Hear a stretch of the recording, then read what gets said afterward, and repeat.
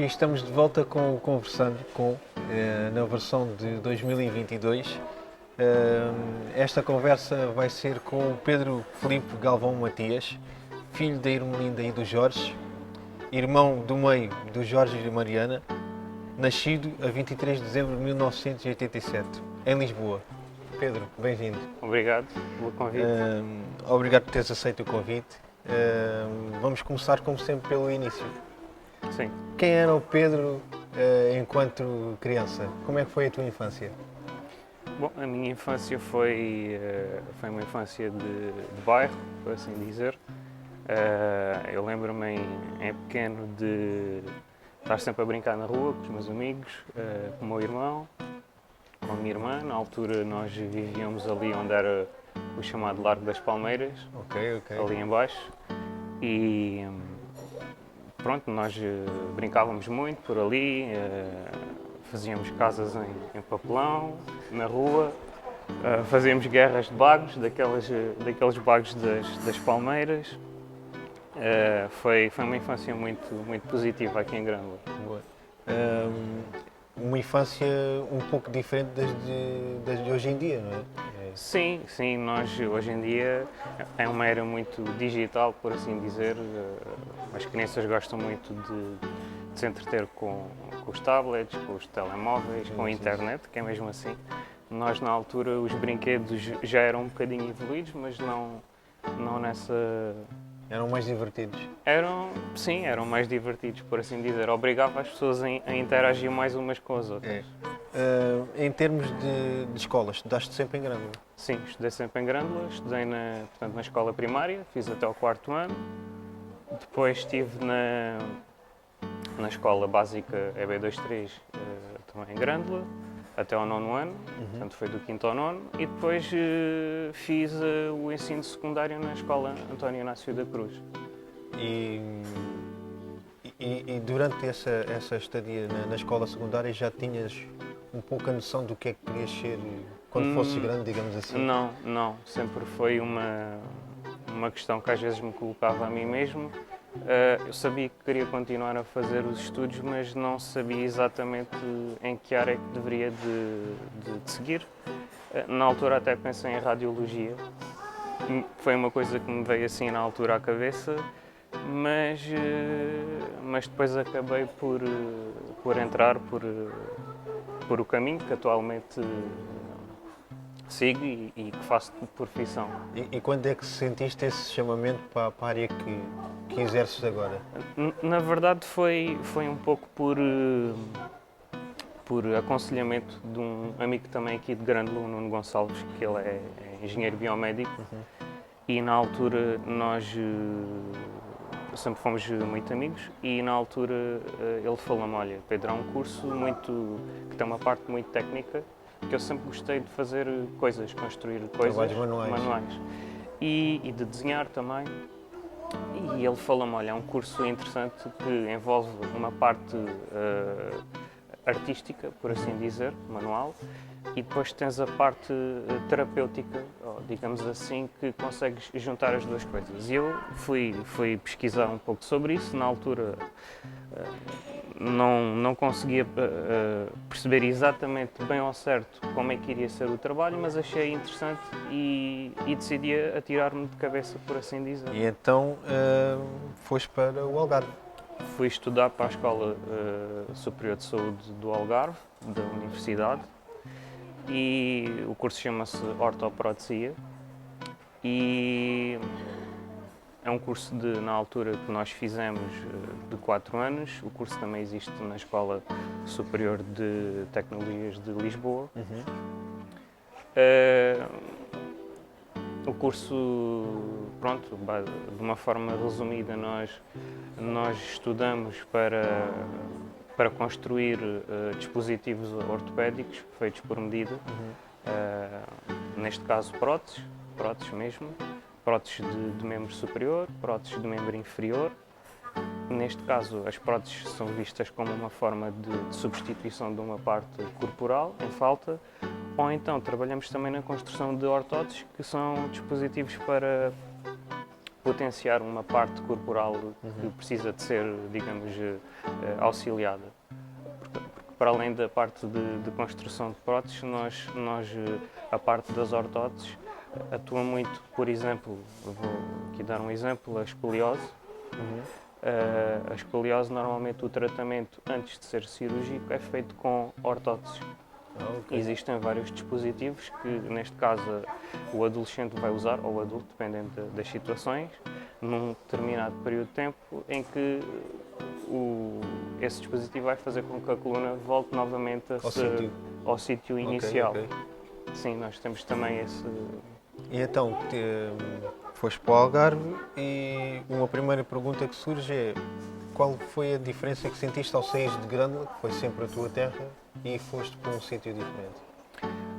Eu, na altura que tomei a decisão de vou para Lisboa ou vou para o Algarve, eu já tinha amigos aqui de Grândola a viver no Algarve e então a minha integração lá seria mais fácil. Ok.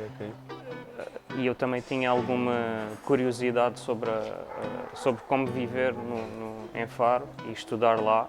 Parecia-me um ambiente académico muito favorável e realmente o é. A própria cidade em si também é muito acolhedora. E fizeste o teu curso, e qual foi o passo seguinte? Portanto, eu fiz o curso. Na altura, o último ano do curso, nós dávamos a possibilidade de terminávamos o estudo e depois fazíamos o final digamos, do curso, o contacto com o mundo profissional cá em Portugal ou fora de Portugal. A escola já tinha feito pontes com algumas empresas espanholas e então nesse aspecto foi bom para nós porque dava-nos essa possibilidade de escolha, não é? De escolha, sim. E estive em Espanha e valeu a pena, sim. E a forma, isto por curiosidade, a forma de ensinar nesta área é diferente em Portugal e em Espanha, ou notaste que era muito parecido? É muito parecido, se bem que o mercado em Espanha é muito maior que em Portugal e foi mais num desses aspectos que eu decidi me aventurar lá, porque eles lá na altura que eu tinha terminado o curso já estavam a trabalhar com outras coisas que nós aqui ainda não estávamos. E depois rapidamente se equilibrou a coisa, mas na altura foi assim uma fase de transição e eles lá já estavam a trabalhar com outras tecnologias, o CAD/CAM, e achei isso interessante para a minha formação. E pronto, e falámos da tua mudança para o Algarve, tinhas amigos, algo que facilitou a tua integração, e em Espanha? Para que zona de Espanha é que foste? Foi assim tão diferente? Sim, em Espanha eu inicialmente fui para as Astúrias, para o Oviedo.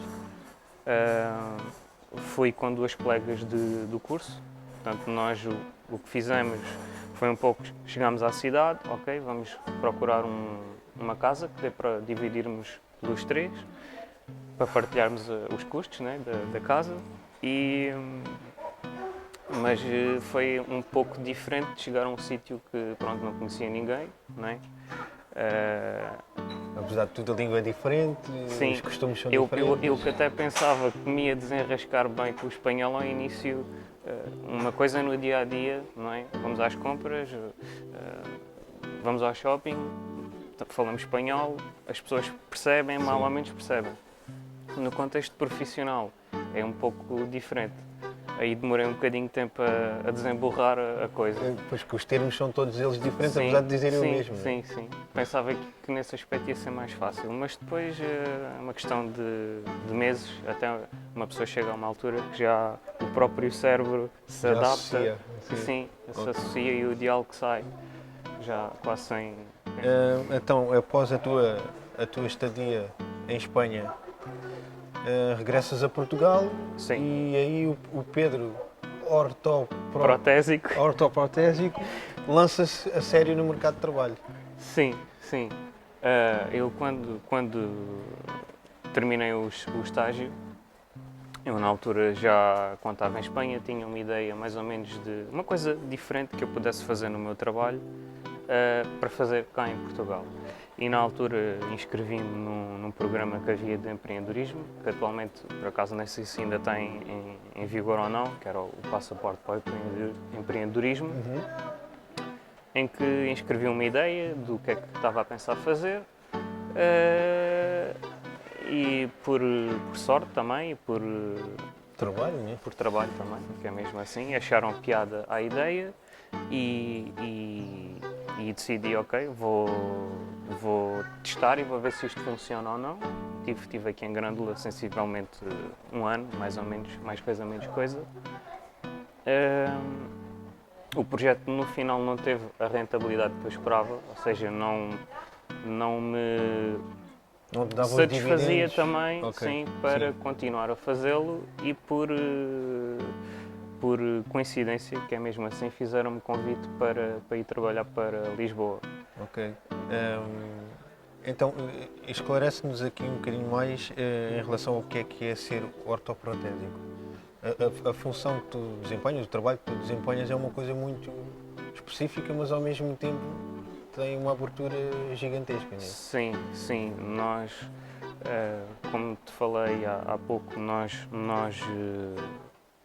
temos normalmente nesta profissão os técnicos de ortopedia técnica ou trabalham na parte da protésica, que é, isto é, próteses de membro superior ou membro inferior, ou na parte das ortóteses, como te falei, por Ok. exemplo, Sim, dos sim, sim, aparelhos sim. para corrigir a Sim, coluna. sim, sim, sim. Na parte das próteses, tu de membro inferior tens desde as chamadas próteses transtibiais, que são amputações abaixo do joelho, tens próteses transfemorais, que são próteses que já precisam no joelho e que são, neste caso, não existe o joelho. Depois, dentro deste, digamos, do mundo só das próteses de membro inferior, existe N componentes, desde os mecânicos aos biónicos, que são os mais Sim, sim, sim, avançados sim. atualmente no mercado. E na parte do membro superior é um pouco a lógica, é a mesma. Tens desde dos componentes mais básicos aos mais avançados, que são os chamados biónicos. Curiosamente, esta profissão teve o grande, digamos, avanço após a Segunda Guerra Mundial, derivado das necessidades que existiam de Sim, sim, sim. pessoas que, pronto, que Ficavam sem precisaram, os membros. ficaram após guerra. Esta indústria começou toda na Alemanha e que se começou a proliferar por todo o mundo. Atualmente é um mercado gigante.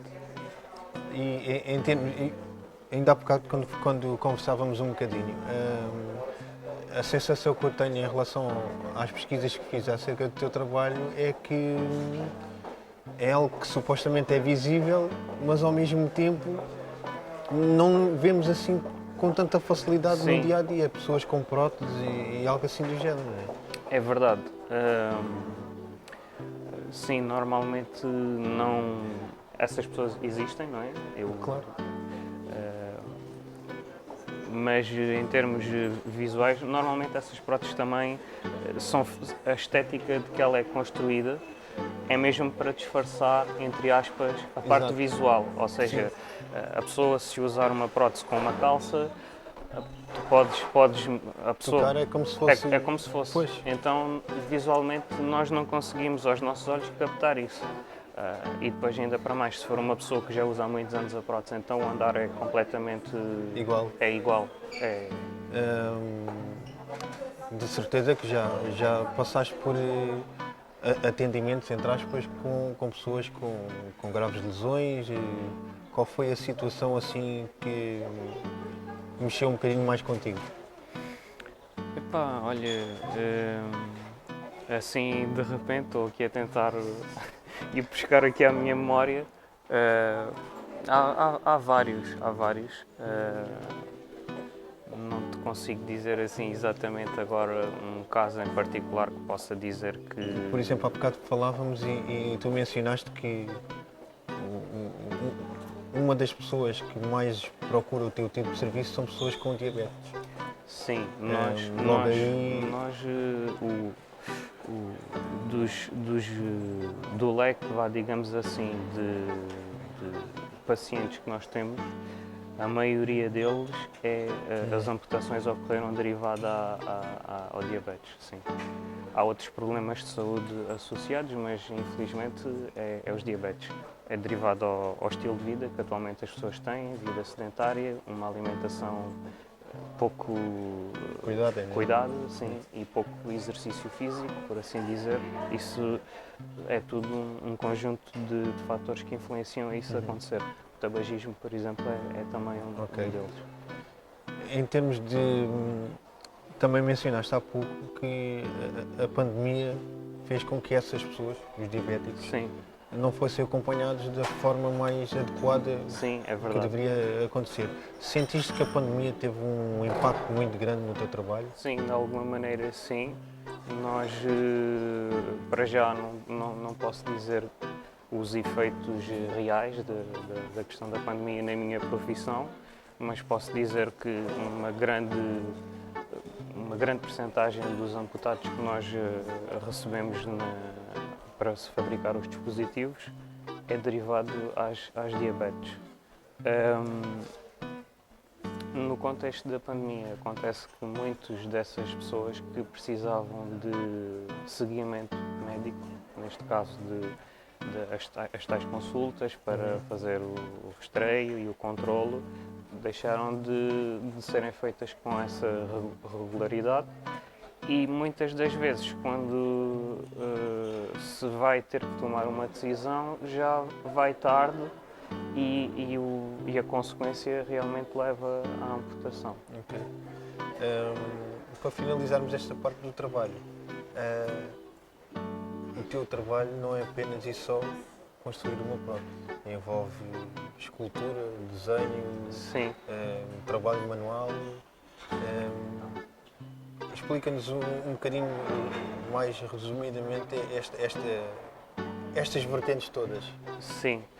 Então, o processo de construção de uma prótese envolve várias fases.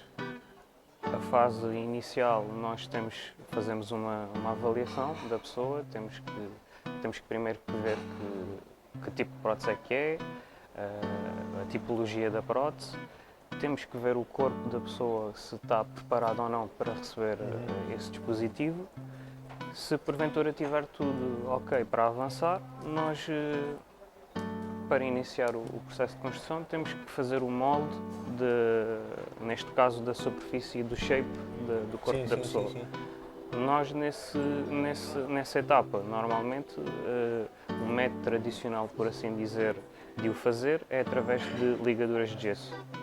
Antes de o fazer, temos que mapear, neste caso, a parte onde nós vamos construir a prótese, em que depois portanto, esse mapeamento é feito com um lápis próprio, que nós chamamos de lápis dermatográfico, é um lápis de tinta.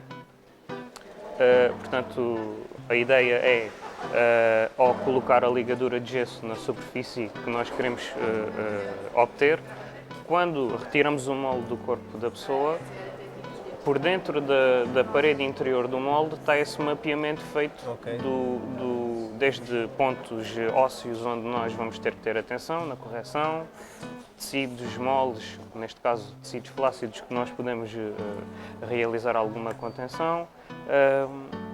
Posteriormente o molde é enchido com o gesso líquido, temos que o deixar secar. Depois esse molde portanto, cortamos a ligadura de gesso e ficamos com o busto, neste caso, do corpo da pessoa. Depois há várias ferramentas, desde limas para tirar o gesso, desde espátulas para acrescentar gesso, serras para tirar mais quantidade de gesso, tudo depende um bocadinho do volume do molde que nós estamos a trabalhar. E depois é nesse molde, nessa base, que nós vamos começar a construir o dispositivo. Depois existem N materiais, desde carbonos, fibras de vidro, misturas de fibras de vidro com algodão, há vários materiais, Kevlar também. Coisas mais moles. Coisas muito leves e resistentes, por exemplo o carbono. Tudo depende um bocadinho do tipo de dispositivo que nós queremos fazer e também um bocadinho ir ao encontro das necessidades do que a pessoa realmente precisa e que também quer. Ok. Bom, Pedro, falámos de infância, escola, experiências, trabalho, especificações do teu trabalho. Sim. Agora vamos falar do Pedro. Para ti, o que é que significa sucesso?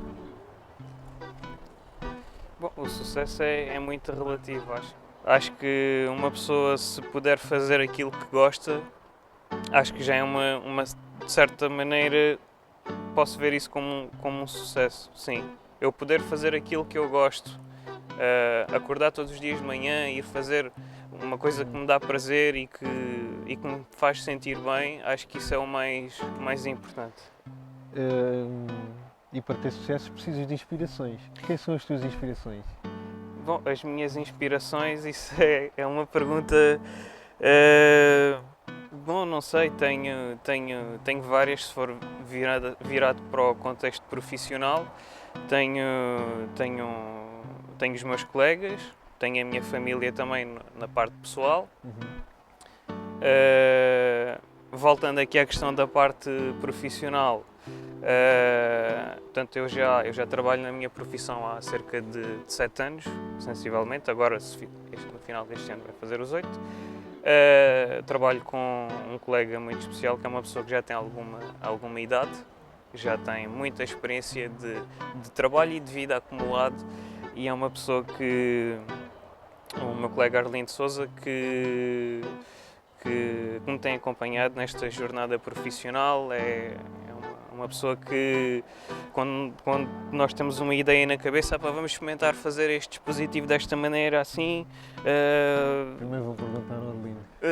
Neste caso, o Arlindo é como se fosse o braço direito ali na construção.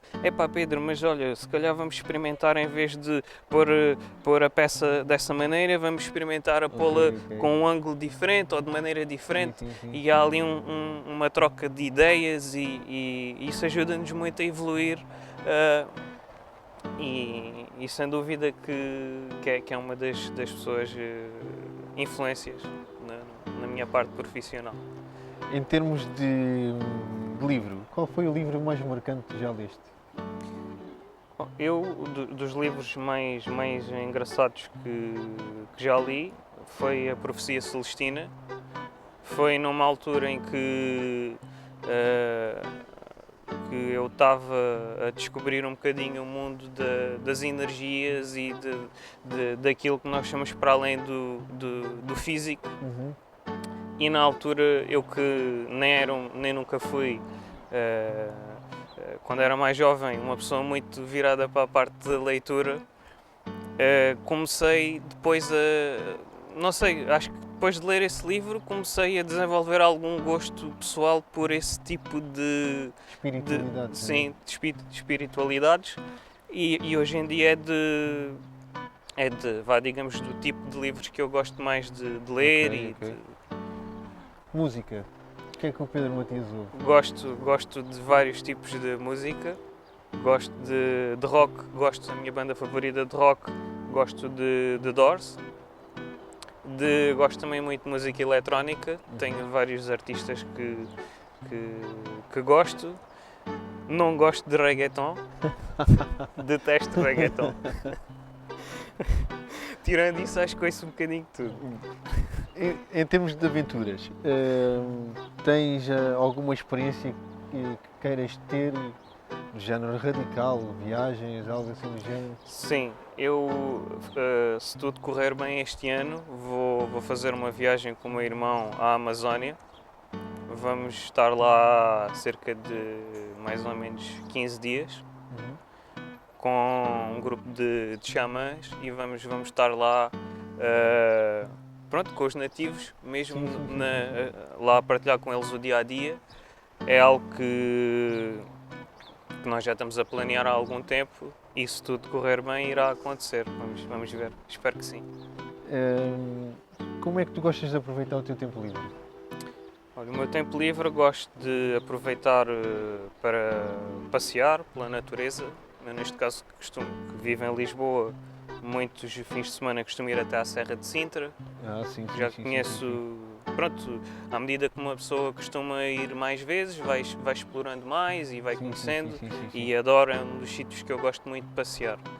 Tirando isso no dia a dia da semana, costumo ir fazer exercício, correr, outras vezes praticar algum yoga ou ir mesmo ao ginásio, fazer um bocadinho de cardio. Uhum. Acho que é importante para nós libertarmos O stress o diário, stress né? do dia a dia, sim. Sim. Se pudesses viajar no tempo, escolhias o passado ou o futuro? E porquê? Eh, Isso é uma pergunta interessante. Se pudesse voltar para trás ou se pudesse ir para o futuro? Eu acho que iria escolher o futuro. Acho que Porquê? não sei, porque fascina-me um pouco o que é que vai acontecer, o que é que ainda está por acontecer. Acho que ia mais por aí, sim.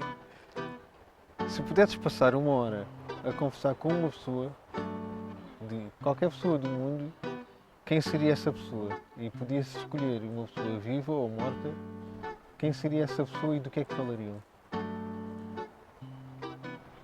Eh, Se calhar até gostava de ter uma conversa com o Jim Morrison, dos The Doors. Acho que era uma conversa interessante.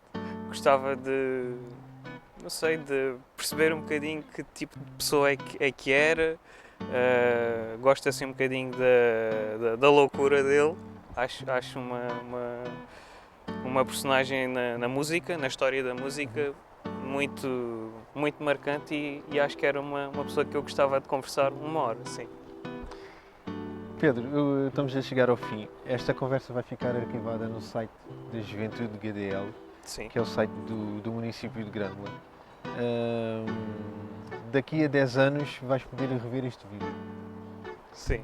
Alguma coisa que queiras dizer ao Pedro daqui a 10 anos? Uh, Alguma coisa que queiras dizer ao Pedro daqui a 10 anos? Pedro, daqui a 10 anos espero que continues feliz e a fazer aquilo que gostas. É isso. Obrigado, Pedro. Nada? Prazer.